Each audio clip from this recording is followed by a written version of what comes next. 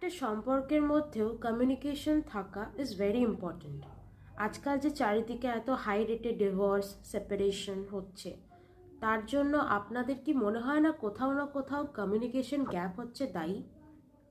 হ্যাঁ বন্ধুরা, আজকে যদি আমি আমার পার্টনারকে একটা এমন এনভায়রনমেন্ট দিতেই না পারলাম যাতে সে নিজের মনের কথা আমার সঙ্গে শেয়ার করতে পারছে, তাহলে সেই সম্পর্কে সে তো ভালো থাকছেই না, আমিও কোনো মতেই ভালো নেই।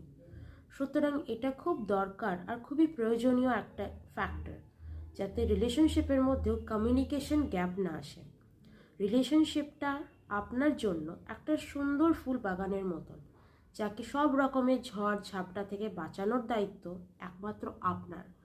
সুতরাং আপনার রিলেশনের মধ্যে কমিউনিকেশন গ্যাপ একদম আনবেন না, আনার চেষ্টাও করবেন না। ওপেনলি কথা বলুন, আর সব প্রবলেমের সলিউশন কমিউনিকেশন